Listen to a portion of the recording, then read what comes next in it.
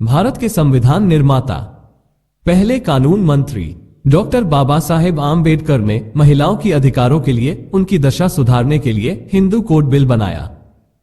उनका मानना था भारत की सभी जाति वर्ग की महिलाओं पर लादे गए परंपराओं से छुटकारा मिले। डॉक्टर अंबेडकर ने देखा कि जाति व्यवस्था के बंधन में महिलाओं को दबाकर रखा जाता है। डॉक्टर बाबा साहेब सभी जातियों व वर्गों की महिलाओं के हितों का संरक्षण चाहते थे। इसलिए हिंदू कोड बिल को ऐसा बनाया गया जिसमें सभी महिलाओं को बराबर का अधिकार है।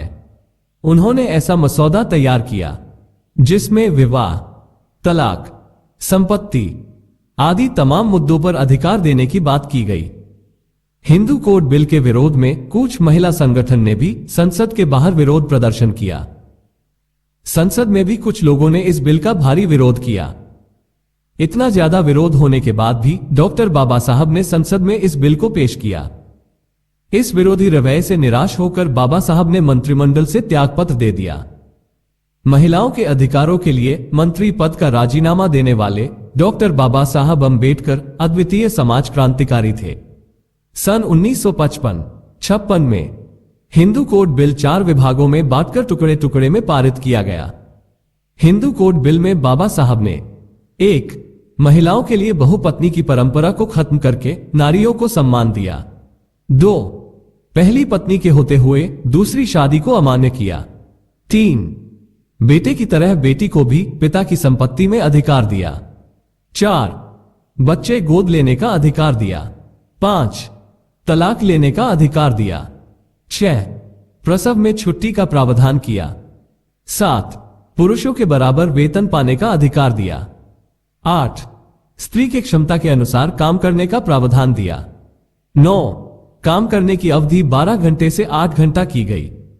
10. स्त्री पुरुष असमानता को खत्म किया। 11.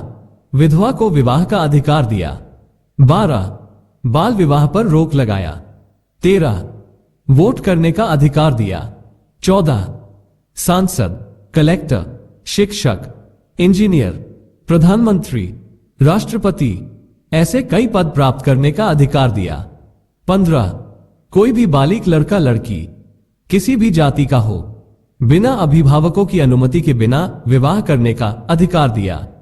16. महिलाओं को शिक्षा लेने का कोई अधिकार नहीं था और पुरुषों की आज्ञा के बिना कोई भी निर्णय लेने का अधिकार नहीं था। अत्याचारों का विरोध करने का भी अधिकार नहीं था।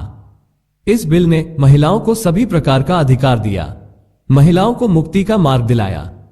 इसलिए डॉक्टर बाबा साहब अंबेडकर को स्त्री मुक्ति योद्धा कहा जाता है।